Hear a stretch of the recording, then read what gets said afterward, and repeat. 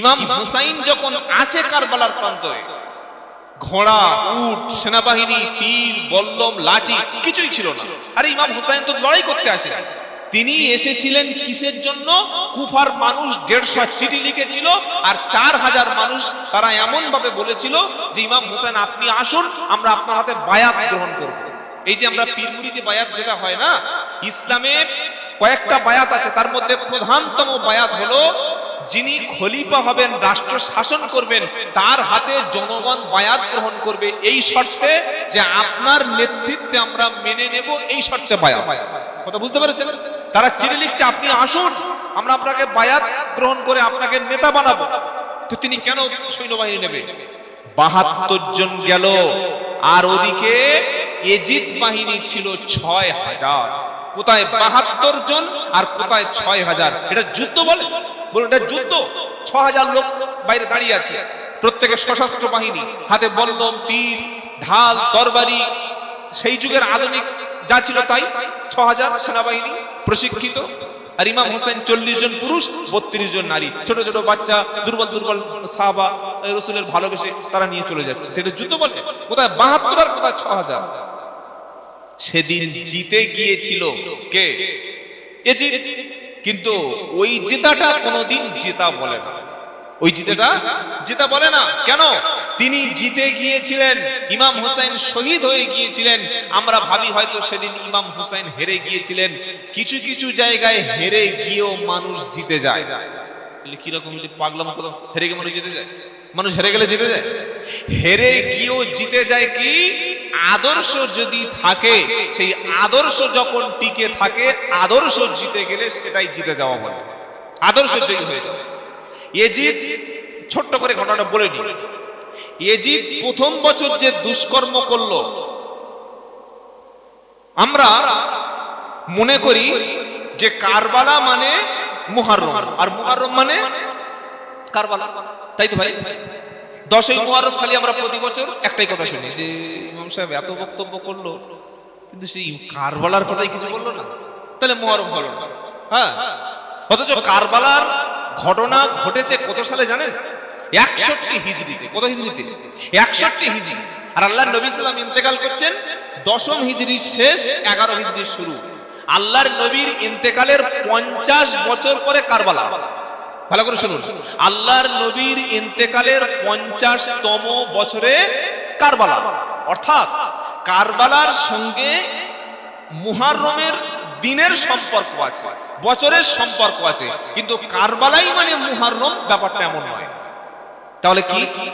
আল্লাহ পাক বলছেন ইন্না ইদ্দাতাশ শুহুরি ইনদাল্লাহি 12 শাহরা ফি কিতাবিল্লাহ। আল্লাহর হিসাবে, আল্লাহর কাছে মাস হলো 12টি। আমাদের বাংলা কটা মাস? বৈশাখ থেকে চৈত্র 12টি, ইংরেজি জানুয়ারি থেকে ডিসেম্বর 12টি। মুসলমানদের জিজ্ঞাসা করুন, ও আজকের ইংরেজি কত তারিখ? চোখ বন্ধ করে বলে দেবে। হ্যাঁ, বাংলাটাও বলে দিতে পারে।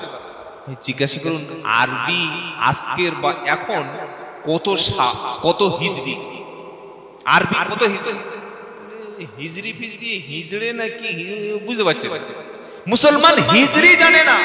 এখন চলছে 1448 হিজরি। ভালো করে শুনুন, 1448 হিজরি। হিজরি কেন? আল্লাহর নবী মক্কা থেকে যখন মদিনাতে দেশ ত্যাগ করে চলে গিয়েছিল, ওখান থেকে হিজরত থেকে হিজরি সন ধরে আসা হচ্ছে। মানে আজ থেকে 1448 বছর আগে আল্লাহর নবী হিজরত করেছিলেন, আর হিজরত করার 10 বছর পরে নবীজি ইন্তেকাল করেন। তাহলে আল্লাহর নবী ইন্তেকাল করেছেন কত বছর? 1447 বছর। কত বছর? যেটা বলেন 1447 বছর। আন্দাজে কানা বক্তার মতো বললে হবে না, আমার নবী 1500 বছর আগে বলে গেছে। 1500 বছর নবী হয়েছে গো, আন্দাজে হিসাব নেই বলে দিল। তাহলে এটা আরবি 1448 হিজরি। কত হিজরি? 1448 হিজরি। নবী ইন্তেকাল করেছেন 1447 বছর। এটা মনে থাকবে ইনশাআল্লাহ। এইবার শুনুন, তাহলে আল্লাহ বলছেন ইন্না ইদ্দাতাশ শুহুরি ইনদাল্লাহি ইসনা শাহরা আশারা ফি কিতাবিল্লাহ, আল্লাহর কাছে আরবিতে মাস হলো 12টি, আল্লাহর গণনায় মাস হলো 12টি। মিনহা আরবাতুন হুরুম, তার মধ্যে 4টি হলো নিষিদ্ধ মাস। কটি নিষিদ্ধ মাস? মুহররম, জিলকদ, জিলহজ, রজব। কটা মাস? 4টি মাস। মুহররম, জিলকদ, জিলহজ, রজব। নিষিদ্ধ মানে কি? এই মাসগুলির মধ্যে আরবের জামানায় যুদ্ধ বিগ্রহ এগুলো চলবে না। আল্লাহ বলে দিয়েছে এটা নিষিদ্ধ মাস, পবিত্র মাস, মানে নিষিদ্ধ মাস, যুদ্ধ চলবে না। এই মাসগুলির মধ্যে সবচাইতে উত্তম বা সম্মানিত মাসের নাম হচ্ছে মুহররম। সম্মানিত মাসের নাম কি বলেন? সম্মানিত মাসের নাম মুহররম। এটা হচ্ছে আরবি কোরআনের ব্যাখ্যা। এবার একটা হাদিস শুনুন, মুসলিম শরীফের হাদিস। আল্লাহর নবী সাল্লাল্লাহু আলাইহি ওয়াসাল্লাম বলছেন, রমজানুল মুবারকের মাসের পরে, ভাই আমার কথা বুঝতে অসুবিধা হচ্ছে কারো?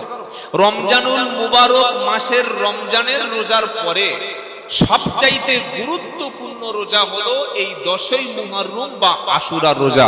বলুন সুবহানাল্লাহ। রমজানের পরে সবচাইতে পবিত্র মাস মুহররম, আর পবিত্র মাসের মধ্যে সবচাইতে গুরুত্বপূর্ণ রোজা কোন দিন? 10ই মুহররম বা আশুরার রোজা। এটা মুসলিম শরীফের হাদিস। দ্বিতীয় আরেকটা হাদিস শুনুন। আরেকটা হাদিস হলো, এই যে আমরা রোজা রাখি না রোজা, অনেকে রেখেছি বা আগামীতে রাখবো বা গতকাল রেখেছিলাম, দুটো রোজা রাখার কথা। এই যে রোজা রাখলে ফজিলতটা কি? আল্লাহর নবী সাল্লাল্লাহু আলাইহি ওয়াসাল্লাম বলছেন, আহতাসিবা, আমি নবী আশা করি বা আমি নবী আশা করছি, যে ব্যক্তি এই আশুরা বা মুহররমের রোজা রাখলো, আল্লাহ তাআলা তার পূর্বের জীবনের 1 বৎসরের গুনাহগুলি তিনি মাফ করে দেবেন। সুবহানাল্লাহ। এখন বলবেন না সকালের দিকে বলবেন? কি ভাবছেন? জোরে বলুন। পূর্বের জীবনের 1 বৎসরের গুনাহ মাফ হয়ে যাবে। এটা মুসলিম শরীফের হাদিস। তাহলে কটা হাদিস পেলাম? 2টি। 3 নম্বর হাদিসটা শুনুন। আল্লাহর নবী সাল্লাল্লাহু আলাইহি ওয়াসাল্লাম মক্কা থেকে মদিনায় হিজরত করে গেছেন, গিয়ে দেখছেন যে ইহুদিরা তারা রোজা রেখেছে। শুধু মুসলমানরা রোজা রাখে না, ইহুদিরাও রোজা করে। ইহুদিরা তারা রোজা রেখেছে। তা আল্লাহর নবী বলছেন, আরে তোমরা রোজা করছো? তোমরাও রোজা করছো? তারা বললে, ইয়া রাসূলুল্লাহ বা মুহাম্মদ সাল্লাল্লাহু আলাইহি ওয়াসাল্লাম। ইহুদিরা বলল, আমরা রোজা রেখেছি। কি জন্য জানো? বললো, কি জন্য?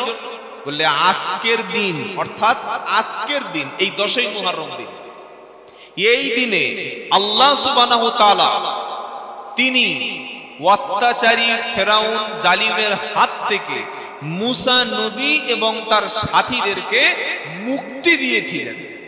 আমাদের নবী মুসা, ইহুদিরা বলছে, আমাদের নবী মুসা যেহেতু তিনি মুক্তি পেয়েছিলেন ফেরাউনের হাত থেকে আশুরার দিন, 10ই মুহররমের দিন, এজন্য মুহররমের এই 10ই মুহররমকে কেন্দ্র করে মুসা নবীর মুক্তির উদ্দেশ্য আমরা রোজা রেখেছি। এই রোজাটা কাদের রোজা? বলেন কাদের রোজা? ইহুদিদের রোজা। আল্লাহ নবী সাল্লাল্লাহু আলাইহি ওয়াসাল্লাম সময় কি বললেন? সাহাবাদের বললেন, শোনো, ইহুদিরা যে একটা রোজা রেখেছে, আগামী বছর আমি নবী যদি বেঁচে থাকি তাহলে হয় 9 অথবা 10 অথবা 10 অথবা 11, এই 2টি রোজা আশুরায় রাখতে হয়। মুহররমের একটা রোজা রাখতে নাই। কেন নাই? যেহেতু ইহুদিরা তারা একটা করে রোজা করে। এবং এটাও নবীজি বললেন, এই রোজা 1 বছরের পূর্বের গুনার কাফফারা হয়ে যায়। বলুন সুবহানাল্লাহ। তাহলে মুহররম থেকে কুরআন এবং হাদিসের আলোকে স্পেশাল কিছু আমল আমরা পেলাম। আমল শুনলেন না? শুনলেন না? এছাড়া খুব ভালো করে শুনুন, হাক্কানি আলেমদের জিজ্ঞাসা করবেন, আমার কথা শুনে আমল করবেন না, হাক্কানি আলেমদের জিজ্ঞাসা করে আমল করবেন। এছাড়া নামাজ শিক্ষার বই থেকে, আরো বিভিন্ন বই থেকে অনেক বানোয়াট কিছু লেখা আছে, যে কিছু দান করলে সারা বছর আল্লাহ বরকত দেবে, এই এত রাকাত নামাজ, এই গোসল করা, এই যে উল্টো পাল্টা আজে বাজে আজগুবি কথা, এগুলো শরিয়াতে কোনো ভিত্তি নেই। যেহেতু সাহাবায়ে কেরাম যে আমল করেন নাই, নবীজি সাল্লাল্লাহু আলাইহি ওয়াসাল্লাম যে আমলের ব্যাপারে উৎসাহ দেয় নাই, সেই আমলটা আমাদের জন্য সুন্নাহ সম্মত না। কথা মনে থাকবে? যারা রোজা রেখেছেন আগামীতে হয়তো একটা রাখবেন, 2টো করে রোজা, এই হচ্ছে আমল। এবার চলুন, আসলে মুহররম মাস আসলে, মুহররম হচ্ছে আরবি বছরের প্রথম মাস, মুহররম আসলে আমাদের কারবালার কথাটা মনে পড়া স্বাভাবিক। এবং এই কারবালা আমাদেরকে কি শিক্ষা দেয়, বা এর থেকে আমি শিক্ষাটা কি নেব? আমরা যারা মুসলমান নিজেকে দাবি করি, আপনারা যে এই আমার ভাই আব্দুর রহিম ভাই আছেন, বা আপনারা যারা আছেন, ইমাম সাহেব আছেন, পয়সা কম বেশি সবাই দিয়ে এখানে একটা এসছেন, দোয়ার মজলিস, কিছু একটা আলোচনা হবে, আপনারা এসছেন, প্রত্যেকের সময়ের দাম আছে। আমিও বাড়ি থেকে এসেছি কষ্ট করে, আমার একটা সময়ের দাম আছে। তো এই যে এতগুলো মানুষ এসেছেন বা বসেছেন বা কিছু সময় দিচ্ছেন মসজিদের মধ্যে, টাকাও খরচ করেছেন, এটার আমাদের উদ্দেশ্য আছে না উদ্দেশ্য নেই? যারা চুপচাপ আছেন এমনি উদ্দেশ্য ছাড়া নাকি? হ্যাঁ, উদ্দেশ্য আছে না নেই? উদ্দেশ্যটা কি? আমরা কিছু শিখবো, কিছু শুনবো, কিছু আমল করব, আর আমাদের জীবনটা পরিবর্তন করব, আমাদের জীবনটা পরিবর্তন করব ইনশাআল্লাহ বলে। তো আজকের আমাদের যে আদর্শটা শুনবো, যে আদর্শটা আমরা গ্রহণ করব, ইমাম হুসাইন রাদিয়াল্লাহু তাআলা আনহু, তার আদর্শে যেন ইয়াং সোসাইটি, যুব সমাজ চলতে পারে, সেইটুকুর ব্যাপারে আমি কয়েকটা কথা আপনাদের সামনে বলবো। ওমা তাওফিকি ইল্লা বিল্লাহ, বলি ইনশাআল্লাহ, বলি ইনশাআল্লাহ। আজকের যুব সমাজ যদি দিন থেকে গাফেল হয়ে যায়, যুব সমাজ যদি ইসলাম থেকে দূরে সরে যায়, যুব সমাজ যদি মসজিদ থেকে দূরে সরে যায়, যুব সমাজ যদি আল্লাহর ঘর থেকে দূরে সরে যায়, এই সমাজকে কোনো মতে আপনি ভালো বানাতে পারবেন না। কারণ ইমাম হুসাইন ছিলেন বৃদ্ধ মানুষ না যুবক মানুষ? জোরে বলেন। যুবক, শুধু যুবক নয়, ইমাম হাসান এবং ইমাম হুসাইন রাদিয়াল্লাহু আনহুমা দুজনেই হলেন জান্নাতের যুবকদের সর্দার। জোরে বলুন, কিসের সর্দার হবে? জান্নাতের যুবকদের সর্দার হবে। এবং ইমাম হাসান এবং হুসাইন তারা এত আল্লাহর পিয়ারা ছিলেন, তারা নবীর সাহাবাও ছিলেন। সুবহানাল্লাহ বলেন। তারা নবীর কি ছিলেন? সাহাবা। যেহেতু নবীকে দেখেছিলেন আর ঈমান নিয়ে ইন্তেকাল করেছিলেন, এই সাহাবারা সকলে হলেন জান্নাতি। জোরে বলুন। কোথায় লেখা আছে? ওয়াস-সাবিকুনাল আউয়ালুনা মিনাল মুহাজিরিনা ওয়াল আনসার ওয়াল্লাযীনা তাবাউহুম বিইহসান রাদিয়াল্লাহু আনহুম ওয়া রাদু আনহু وأعد لهم جنات تجري تحتها الأنهار خالدين فيها أبدا ذلك الفوز العظيم। 11 পারা দ্বিতীয় পৃষ্ঠা প্রথম লাইনের 100 নম্বর আয়াত সূরা তাওবা। আল্লাহ পাক শোনাচ্ছে সাহাবাদের মর্যাদা সম্পর্কে। ওয়াস-সাবিকুনাল আউয়ালুনা মিনাল মুহাজিরিনা ওয়াল আনসার ওয়াল্লাযীনা তাবাউহুম বিইহসান। সাহাবাদের মধ্য থেকে, মক্কা থেকে হিজরত করেছিল মদিনায় যারা, তাদের বলা হয় মুহাজির। আর মদিনার যে সাহাবারা জান মাল ঘর দিয়ে, বিবি বাচ্চা সবকিছু দিয়ে সাহাবার মক্কা থেকে আগত সাহাবাদের সাহায্য করেছিল যারা, আনসার সাহাবী হলো তারা। কোরআন শোনাচ্ছে ওয়াস-সাবিকুনাল আউয়ালুনা মিনাল মুহাজিরিনা ওয়াল আনসার। ইসলাম কবুলের ক্ষেত্রে প্রথমের দিকে ইসলাম কবুল করেছিল যারা, আর মক্কা থেকে হিজরত করে মদিনায় গেল যারা, মদিনার সাহাবারা ঘর বিবি বাচ্চা অর্থ দিয়ে মক্কার সাহাবাদের সাহায্য করলো যারা, এই আনসার আর মুহাজির যারা, তাদের আমলে অনুপ্রাণিত হয়ে তাদেরকে অনুসরণ করেছে যারা। কোরআন শোনাচ্ছে রাদিয়াল্লাহু আনহুম ওয়া রাদু আনহু। ওই সাহাবারা আল্লাহর উপর রাজি, আর আমি আল্লাহ সাহাবাদের উপর রাজি। জোরে বলুন সুবহানাল্লাহ। শুধু দুনিয়াতে রাজি না, আমি আল্লাহ শোনালাম ওয়া'আদ্দা লাহুম জান্নাতুন তাজরি তাহতাহাল আনহার। ওই সাহাবাদের জন্য আমি আল্লাহ তাদের জন্য রেখেছি জান্নাত, যে জান্নাতের তলদেশে জান্নাতের ঝর্ণাগুলো কুলকুল করে বয়ে যাবে। আর আমি আল্লাহ সাহাবাদের আমলের উপরে সবচাইতে বেশি খুশি হয়ে যাব। ইমাম হাসান হলেন সাহাবা, ইমাম হুসাইন হলো সাহাবা।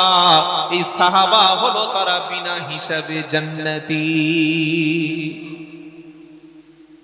যে মানুষ, যে মহা ব্যক্তির, যে যুবকের আলোচনা শুনতে এসেছি, সেই ইমাম হাসান এবং হুসাইন দুজনেই হলো জান্নাতি। বলুন সুবহানাল্লাহ।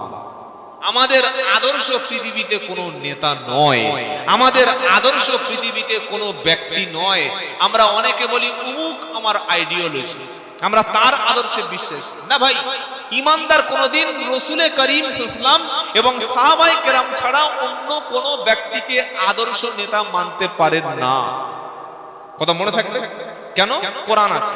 কোরআন আল্লাহ কি বলছে? আল্লাহ রাব্বুল আলামিন কোরআনুল কারীমের মধ্যে বলছেন, হে নবী তুমি বিশ্ববাসীকে শুনিয়ে দাও, ওয়া ইন্নাকা লাআলা খুলুকিন আযীম। সূরা কলাম 29 নম্বর পারা, সূরা কলামের 4th আয়াতে আল্লাহ বলছেন, হে নবী আপনি, আপনার চরিত্রকে আমি আল্লাহ তাআলা সবচাইতে মহান চরিত্রের অধিকার করে বানিয়ে দিয়েছি। সুবহানাল্লাহ, বিহামদি সুবহানাল্লাহ। পৃথিবীতে একজন মানুষের নাম্বার করুন যিনি জীবনে মিথ্যা বলেনি, মানুষকে কোনোদিন কাঁদায়নি, আত্মীয় স্বজনের মাল হরণ করেনি, যার জীবনে কোনো নারীর সঙ্গে খারাপ দুষ্কর্ম নেই, জীবনে কোনোদিন কোনো খারাপ কাজ করেনি, কাউকে হাসেনি, ঠাট্টা করেনি, বদনাম করেনি, জীবনে সমাজ সেবা করতে গিয়ে, জনগণের সেবা করতে গিয়ে অপরের অর্থ 1 টাকাও কোনোদিন পকেটে ভরেনি একটা ব্যক্তির নাম বলুন আছে পৃথিবীতে? অথচ আল্লাহর নবী সাল্লাল্লাহু আলাইহি সাল্লাম 10 বছর তিনি মদিনার নেতৃত্ব দিয়েছিলেন। নবীজি যেদিন ইন্তেকাল করে কবরে চলে যাবে, ইন্তেকালের সময় আমার নবীজি বললেন, আয়েশা বলো বাড়িতে কি আছে? আয়েশা সিদ্দিকা রাদিয়াল্লাহু আনহা বললেন, হুজুর সামান্য কয়েক টুকরা সোনার একটু সাদকা দিয়েছিল, সোনার অংশ আছে। আমার নবীজি বললেন, আয়েশা এই সোনার টুকরা অর্থটুকু এখনই তুমি সাদকা করে দাও। আমি নবী মুহাম্মদ মুস্তাফা সাল্লাল্লাহু আলাইহি সাল্লাম একেবারে খালি হাতে আল্লাহর সঙ্গে দেখা করতে যায়। সুবহানাল্লাহ, সুবহানাল্লাহ, বলুন সুবহানাল্লাহ। আর আমি এই সমাজের দিকে গেলাম না, এমন এমন নেতা নেত্রী ব্যক্তি পৃথিবীতে আছে যাদের সুইস ব্যাংকে, সুইজারল্যান্ডের ব্যাংকে কালো টাকা কোটি কোটি বিলিয়ন ট্রিলিয়ন আছে, সে হিসাবই জানে না। বুঝতে পেরেছেন? তদন্ত করলে অনেক কিছু বাড়াবে। আমরা তদন্ত সংস্থা নই, আর ওটা আমার বলার দরকারও নেই, ওটা আপনারা। এবার শুনুন, তাহলে আমাদের আদর্শ নেতাকে মুহাম্মদ মুস্তাফা, বলুন মুহাম্মদ মুস্তাফা সাল্লাল্লাহু আলাইহি সাল্লাম। আর যুবকদের আদর্শ নেতা হলো ইমাম হুসাইন। সুবহানাল্লাহ বলেন। যুবকদের আদর্শ নেতাকে ইমাম হুসাইন রাদিয়াল্লাহু তাআলা আনহু। কারণ ইমাম হুসাইনের লড়াইটা ছিল মূলত রাজনীতিতে এসে তিনি ক্ষমতা দখল করে নেতা হবেন, এইটা ছিল না। অনেক মানুষ ইমাম হুসাইনের কথাটা শুনে মনে করে যে ইয়াজিদ তো খলিফা হয়ে গিয়েছিল, তার আব্বা মুয়াবিয়া ইন্তেকালের পরে তিনি তো খেলাফত পেয়ে গিয়েছিলেন, তো ইনি মক্কা থেকে কয়েকশো রাদিয়াল্লাহু তাআলা আনহু কুফায় গিয়েছিল ক্ষমতা দখল করতে, নেতা হতে, খলিফা হতে। ও লোক সঙ্গে সঙ্গে বেঈমান হয়ে যাবে, সঙ্গে সঙ্গে ঈমান নষ্ট হয়ে যাবে। তিনি খলিফা নেতা হতে যাননি, বরং ইয়াজিদ মুয়াবিয়া রাদিয়াল্লাহু তাআলা আনহু সাহাবা, তার পুত্র ইয়াজিদ অগণতান্ত্রিক পদ্ধতিতে, স্বৈরতান্ত্রিক পদ্ধতিতে নেতৃত্ব দখল করে নিয়েছিল। তিনি এটার প্রতিবাদে এবং সাহাবাদের আহ্বানে তিনি গিয়েছিলেন। বলুন সুবহানাল্লাহ। আমরা যারা মুসলমান বা ঈমান এনেছি, যারা ইমাম হুসাইনকে ভালোবাসি, আমাদের প্রথম আদর্শ হলো মুহাম্মদ সাল্লাল্লাহু আলাইহি ওয়াসাল্লাম এবং যুবকদের আদর্শ ইমাম হুসাইন রাদিয়াল্লাহু আনহু। আর আমাদের মধ্যে একটা বিষয়ে থাকতে হবে যে আমরা কোনোদিন অন্যায় এর সাথে কোনোদিন আপোষ করব না। বলি ইনশাআল্লাহ। আমরা হকের সঙ্গে থাকবো, হকের পক্ষে থাকবো, আর বাতিল অন্যায় তাদের বিপক্ষে থাকবো। বলি ইনশাআল্লাহ। কোরআনুল কারীমের মধ্যে প্রায় 10টি আয়াত এরকম অ্যানালাইসিস করেছি। 10টি আয়াত আছে। কি আয়াত? যে তোমরা সৎ কাজ, নেক কাজ, ভালো কাজের পক্ষে থাকো, অন্যায়, অবিচার, জুলুম, নির্যাতনের বিপক্ষে থাকো। কথা বুঝতে পেরেছেন? কি বলেছি বুঝতে পেরেছেন? বলে হুজুর এরকম আয়াত আছে। ওয়ালতাকুম মিনকুম উম্মাতুন ইয়াদউনা ইলাল খায়র ওয়া ইয়া'মুরুনা বিল মা'রুফি ওয়া ইয়ানহাউনা আনিল মুনকার ওয়া উলাইকা হুমুল মুফলিহুন। চতুর্থ পারা, দ্বিতীয় পৃষ্ঠা, 5 নম্বর লাইনের 104 নম্বর আয়াত, সূরা আল ইমরান। আল্লাহ পাক শোনাচ্ছে, ওয়ালতাকুম মিনকুম উম্মাতুন ইয়াদউনা ইলাল খায়র। উম্মত তুমি শুনে রাখো, আল্লাহ পাক শোনাচ্ছে, উম্মত তুমি শোনো, নবীর উম্মত তোমরা শোনো, তোমাদের মধ্যে অবশ্যই অবশ্যই এমন একটা দল থাকবে, এমন একটা দল তোমাদের থাকবে, এমন একটা গ্রুপ তোমাদের থাকবে, এমন একটা সোসাইটি, কিছু ব্যক্তি তোমাদের মধ্যে থাকবে, ইয়া'মুরুনা বিল মারুফ ওয়া ইয়ানহাউনা আনিল মুনকার, সৎ কাজের আদেশ করবে, অসৎ কাজের নিষেধ করবে। এটা আমার কথা না আল্লাহর কথা? বলেন। আল্লাহ বলছেন অবশ্যই অবশ্যই তোমাদের মধ্যে একটা গ্রুপ থাকবে, একটা সম্প্রদায় থাকবে, যারা সৎ কাজের আদেশ করবে, অসৎ কাজের নিষেধ করবে। যারা সৎ কাজের আদেশ এবং অসৎ কাজের নিষেধ করবে, উলাইকা হুমুল মুফলিহুন, তারাই হলো প্রকৃত সফলকাম ব্যক্তি, তারা জান্নাতি। বুঝতে পারলে তবে তো সুবহানাল্লাহ বললাম। বুঝতে পেরেছেন কি বলেছি? আল্লাহ বলছেন তোমাদের সমাজে একটা গ্রুপ, একটা কমিটি, তোমাদের সোসাইটির মধ্যে এমন কিছু ব্যক্তি থাকতেই হবে। তাদের কাজ কি? দুটো কাজ। কটা কাজ? বলেন কাজ কটা? দুটো। কি? একটা হচ্ছে ইয়া'মুরুনা বিল মারুফ, সৎ কাজ, ভালো কাজের আদেশ দেবে। আদেশ দেওয়া আর অনুরোধ করা দুটো কি এক?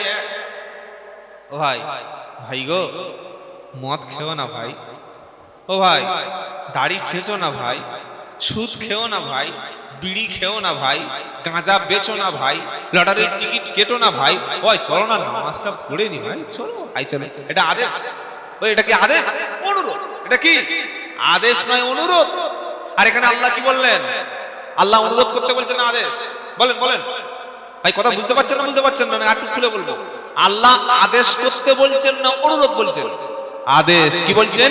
ইয়া'মুরুনা বিল মা'রুফ, তোমাদের মধ্যে এমন একটা সম্প্রদায় থাকবে, এমন একটা দল থাকবে, সৎ কাজ, ভালো কাজের আদেশ করবে।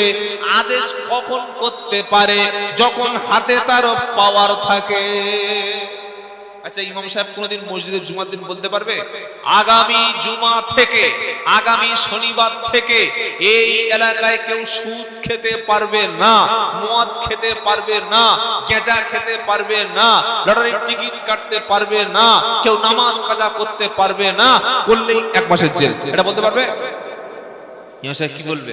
ভাই সুদ খাবেন না, কঠিন গুনাহ, মদ খাবেন না, মিথ্যা বলবেন না, শাস্তি। বলবে না? বলবে না? এটা বলতে পারি আমরা। কেন? আমাদের হাতে ক্ষমতা নাই, পাওয়ার নাই। কিন্তু ইসলাম যে কথাটা বললেন, আল্লাহ যে সার্বজনীন কথাটা বললেন, যে যখন তোমাদের হাতে আমি মুসলমানদের ক্ষমতা দেব, তোমাদের কমিউনিটির হাতে পাওয়ার দেব, তোমরা ক্ষমতায় গিয়ে প্রথম কাজটি করবে ভালো কাজের আদেশ করবে। বলুন সুবহানাল্লাহ। ইসলাম হুকুম যখন হয় ভালো কাজের আদেশ করবে। আর 2 নম্বর কি? ওয়া ইয়া'মুরুনা বিল মা'রুফ ওয়া ইয়ানহাউনা আনিল মুনকার, খারাপ কাজের বাধা দেবে। খারাপ কাজের বাধা দেবে। দত্তপুকুর বাস স্ট্যান্ডে 14-15টা গাঁজাখোর মাথায় কালো পাগড়ি বেঁধে, হাতে ঢোল তবলা নিয়ে রাস্তা আটকে সন্ধ্যাবেলা ডুগডুগি বাজাচ্ছে, মাঝে মাঝে গাঁজা টানছে, চোখগুলো পাতা খোরের মতো, মাথার চুলগুলো বাঁদরের মতো, কালো পোশাক, খালি পায়ে তারা ইয়া হাসান ইয়া হোসেন ইয়া হোসেন হায় হাসান করে বুক চাপড়াচ্ছে। একটা অমুসলিম কি মনে করছে এরাই প্রকৃত ইমাম হুসাইনের ভক্ত, শিরায় শিরায় রক্ত ইমাম হুসাইনের ভক্ত, নামাজ পড়ে না, মালগুলো একক্ত। এরকম হারামখোর সমাজে আছে না নেই? জোরে বলে। ফজরের নামাজে মসজিদে ছিল না, জুমার নামাজটা দুরাকাত পড়েছে, বাকি করাকাত চেনে না, গাঁজা ছাড়া চলে না, জীবনে আল্লাহর কোরআন কোনোদিন চোখে দেখে নাই, কাউকে জীবনে সালাম দেয় নাই, এ বলছে ইমাম হুসাইনের ভক্ত। এত যদি ইমাম হুসাইনের ভক্ত থাকবি, রাস্তার রক্ত, শরীরের রক্ত রাস্তায় ঝরাবি, যা চলে যা ফিলিস্তিনে গিয়ে রক্ত দিয়ে যাবে। ফিলিস্তিন মাল যাবে, ওখানে যাবে না। কি বুঝলে? সুবিধাবাদ জিন্দাবাদ সেই কোম্পানির মালেরা ইমাম হুসাইনের ভক্ত। তোর রক্ত দিবি ব্লাড ব্যাংকে যা, সেখানে রক্ত দরকার। রক্ত দিবি সুদানে, এখন আফ্রিকা মহাদেশের সুদানে প্রচন্ড অভাব চলছে, সেখানে গিয়ে রক্ত দে। ইরানে যা, ইরানে রক্ত দিয়ায়, ওখানে যাবে না। সুবিধাবাদ জিন্দাবাদ লেবাননে ইহুদিরা গণহত্যা চালাচ্ছে, যা সেখানে গিয়ে বলছে আমার ইমাম হোসেনের ভক্ত। ইমাম হোসেন তো 72 জন গিয়ে ওই অন্যায় জালিমের সামনে 6000-এর সামনে দাঁড়িয়ে মাথা উঁচু করে শির কেটে দিয়েছিল, মাথা নিচু করেনি। আর তুমি তো গাঁজা খেয়ে ফজরের নামাজ কাজা করে লুঙ্গি কোমরে বেঁধে দিয়ে পেশাব করে পানি না নিয়ে টুক টুক টুক টুক ঢোল বাজাচ্ছ আর বলছি ইয়া হোসেন ইয়া হোসেন। এটা হোসেনের ভক্ত হলো? আসলে যে বিরিয়ানি হচ্ছে, মিষ্টি তৈরি হচ্ছে, ওই মালগুলো খেয়ে ফাঁকা করবে বলে এই ধান্দা। কথা বুঝতে পেরেছেন? ইমাম হুসাইনের প্রকৃত ভক্ত হবে তারা, অন্যায় দেখলে প্রথমে জবান থেকে প্রতিবাদ করবে তারা। কোরআনুল কারীমে আরো কথা আল্লাহ বলছে, কুনতুম খায়রা উম্মাতিন উখরিজাত লিন-নাস তা'মুরুনা বিল মা'রুফি ওয়া তানহাউনা আনিল মুনকার। চতুর্থ পারা সূরা আল ইমরানের 110 নম্বর আয়াতে আল্লাহ বলছেন, কুনতুম খায়রা উম্মাম, তোমরাই হলে সবচাইতে উত্তম উম্মাত। জোরে বলুন। আচ্ছা, আমরা শেষ নবীর উম্মত তো? কোন নবীর উম্মত? আখেরি জামানার নবী। আমাদের পরে নবীও আসবে না, রাসূলও আসবে না। আমাদের আগে লক্ষ লক্ষ নবী চলে গেছে, তাদের উম্মত চলে গেছে। উম্মতে মুহাম্মাদি যতক্ষণ জান্নাতের সিঁড়িতে পা রাখবে না, অন্য কোন নবীর উম্মত জান্নাত চোখে দেখতে পাবে না। জোরে বলুন। অন্য কোন নবীর উম্মতের জন্য মসজিদ ছাড়া পৃথিবীতে নামাজের কোনো অধিকার ছিল না। আমরা ইচ্ছা করলে গাড়িতে নামাজ পড়তে পারি, বাজারে গেছি রাস্তার পাশে নামাজ পড়লে হয়ে যাবে, মাঠে নামাজ পড়লে হবে, ঘরের ছাদে নামাজ পড়লে হবে, প্লেনে নামাজ পড়লে হবে। কি ভাই, অর্থ হয়ে গেছে? হবে না? হবে কি হবে না? যেখানে নামাজ পড়বেন নামাজ হবে। উম্মতে মুহাম্মাদের জন্য আল্লাহ গোটা পৃথিবীটাকে কবরস্থান আর কিছু নাপাক জায়গা ছাড়া গোটা পৃথিবীকে নামাজের জায়গা বানিয়ে দিয়েছে। এটা উম্মতে মুহাম্মাদের জন্য খাস, অন্য কোন নবীর উম্মতের জন্য ছিল না। জোরে বলুন। 3 নম্বর হলো, পৃথিবীর অন্য কোন নবীর উম্মত কখনো ওযু ছাড়া নামাজ পড়তে পারতেন না। আল্লাহ আমাদের ওযু ছাড়া নামাজের একটা বিকল্প দিয়েছে, তার নাম হলো তায়াম্মুম। তার নাম কি? হ্যাঁ, অসুস্থ শরীর, প্রচন্ড ঠান্ডা, ডাক্তার পানিতে হাত দিতে মানা করে দিয়েছে, বা পানি নেই, পানি শেষ, এমন এক জায়গায় গিয়েছেন পানি নেই, সামান্য একটা ওই 500 মিলিলিটারের জলের বোতল আছে, ও খেয়ে নিলে আপনি আর উযু করতে পারবেন না। কি করবেন? ওই পানি উযু করে মরবেন না? ওখানে তায়াম্মুম আছে। পৃথিবীর কোন নবীর উম্মতের জন্য তায়াম্মুমের সিস্টেম ছিল না, কিন্তু আল্লাহ তাআলা উম্মতে মুহাম্মাদির জন্য ওযুর বিকল্প হিসাবে তায়াম্মুমের ব্যবস্থা করে দিয়েছেন। বলুন সুবহানাল্লাহ।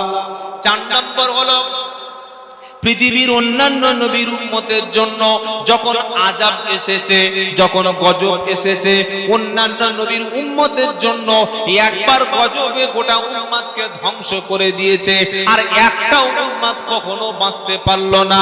বললে হুজুর নমুনা, নূহ নবীর উপরে যখন আসমানি বালা সাইক্লোন আর বৃষ্টির জল ঝড় যখন নেমে এলো, উম্মতে নূহ নবীর উম্মতের 80 জন ছাড়া সারা পৃথিবীর একটাও লোক বাঁচলো না। যখন মুসা নবীর উম্মতের উপরে রক্ত এলো, পঙ্গপাল এলো, বিভিন্ন আযাবগুলো এলো, যে কটা লোক ঈমান এনেছিল তারা ছাড়া পৃথিবীর কোনো লোক বাঁচতে পারলো না। আমার আল্লাহ পাক বলছে, হাবিবি গো, তুমি তো চলে যাবে পৃথিবীতে, তুমি পৃথিবীতে কিয়ামত পর্যন্ত থাকবে না। আমি তুফান দেব, আমফান দেব, আয়লা দেব, সুপার সাইক্লোন দেব, ভূমিকম্প দেব, কঠিন কঠিন আযাব দেব, করোনা দেব, তবে সারা পৃথিবীর সমস্ত উম্মতকে আমি আল্লাহ একসাথে মারব না। কিছু মানুষকে শাস্তি দেব আর কিছু মানুষকে আমার কাছে ফিরিয়ে আনার ব্যবস্থা করব। উম্মত, আপনার উম্মতকে আমি আল্লাহ অন্য নবীর উম্মতের মতো সবাইকে ধ্বংস করে দেব না। ভেনেজুয়েলায় একটা ভূমিকম্প হয়েছে, শুনেছেন আপনারা, দেখেছেন? ছিল না। আমরা নবী মুহাম্মদ সাল্লামের উম্মত, আমাদের প্রতি বছর একটা রাত আসে, যে রাতের একটা রাতের ইবাদত 1000 মাসের সমান। বলেন কোনটা? এই জানেন না কোনটা? শবে বরাত। কোথায় বাড়ি সব শবে বরাত? ইন্না আনজালনাহু ফি লাইলাতিল কদর। এজন্য প্রথমে বলেছি কোরআন বুঝে পড়বে। আল্লাহ বলছেন, হাবিব গো, নিশ্চয়ই আমি আল্লাহ, নিশ্চয়ই আমি আল্লাহ লাইলাতুল কদরের রাতে এই কোরআন নাজিল করেছি।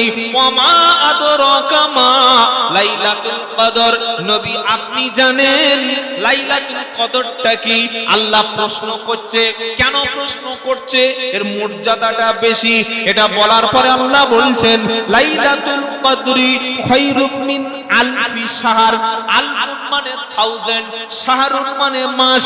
আল্লাহ বলছেন, নবী, লাইলাতুল কদরি খায়রুম মিন আলফি শাহর। হে নবী, শুনে রাখো, আপনার উম্মতের জন্য প্রতি বছর একটা করে রাত দেব, একটা করে রাত দেব।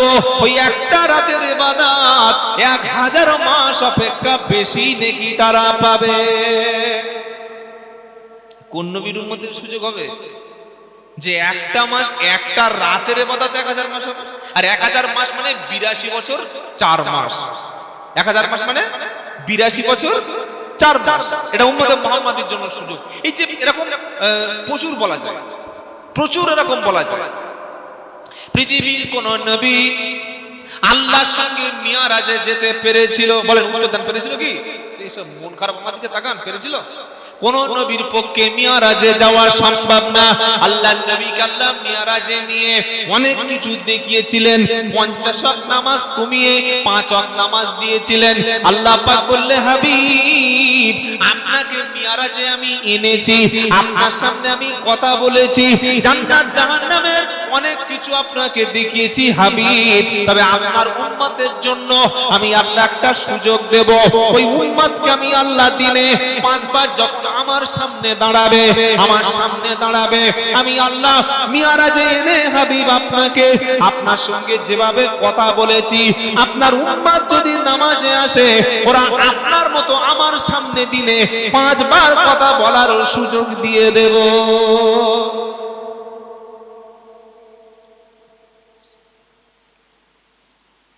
নামাজ পড়া মানে হলো আল্লাহর সামনে দাঁড়িয়ে আল্লাহর সঙ্গে কথা বলা।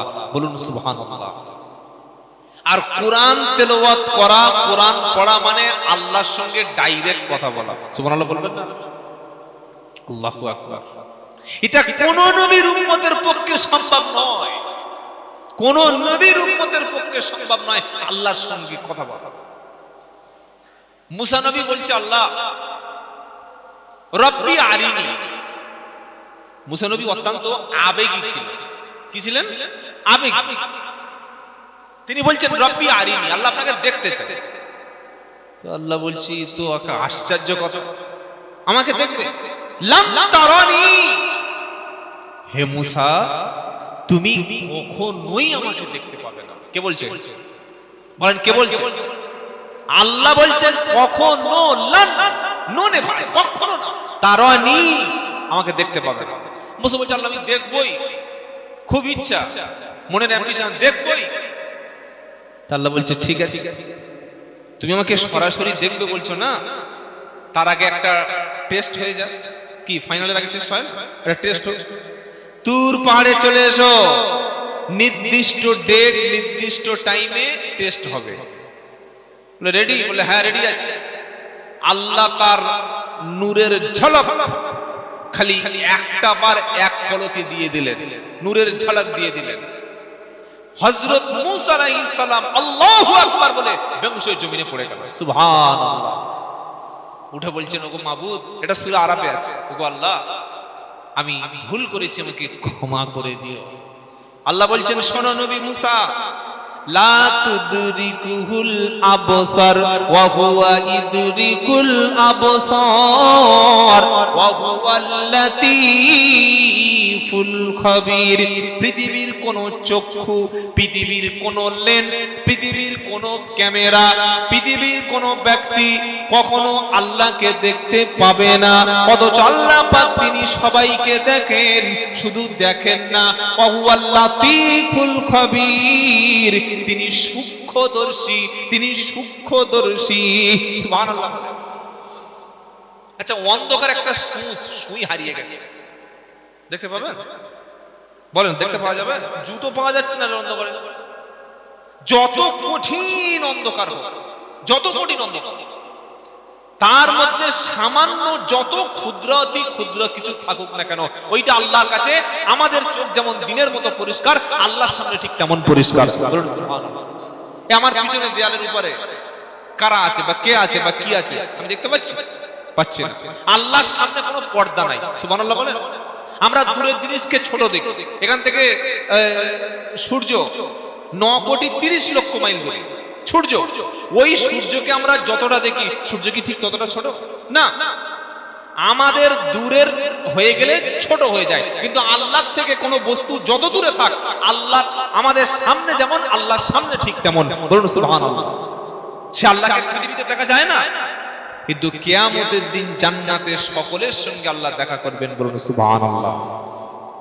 তাহলে এই যে শ্রেষ্ঠত্ব, আমাদের মর্যাদা, সম্মান, উম্মতকে আল্লাহ এত বেশি কেন দিলেন?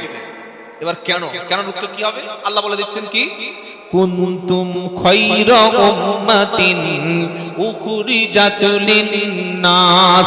আমি আল্লাহ, হে নবীর উম্মত তোমরা শুনে রাখো, তোমাদেরকে বাছাই করেছি, সিলেকশন করেছি, তোমাদেরকে সবচাইতে উত্তম উম্মত বানিয়েছি দুটি কারণে শ্রেষ্ঠ।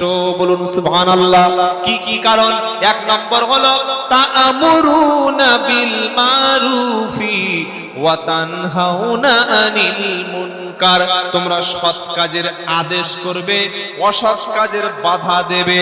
সৎ কাজের আদেশ করবে, অসৎ কাজের বাধা দেবে। ওয়া তুমিনুনা বিল্লাহ, আর আল্লাহর উপরে ঈমান আনবে। এই কাজ যখন করবে, তোমরা আল্লাহর কাছে সবচাইতে শ্রেষ্ঠ আসন পেয়ে যাবে। জোরে বলুন। আজ মুসলমান জাতি সৎ কাজের আদেশ ছেড়ে দিয়েছে, অন্যায়ের সঙ্গে মিলে মিশে চলি। ও সুদ খাচ্ছে খাক, অসুবিধা নাই, ওর বাড়িতে দাওয়াত খাবো, ওদের লটারির টিকিট বিক্রি করে করুক, হজে যাওয়ার সময় বিরিয়ানি হবে, আরাম করে দাওয়াত করেছে, গলা বুড়িয়ে খেয়ে আসবো, কোনো সমস্যা নেই।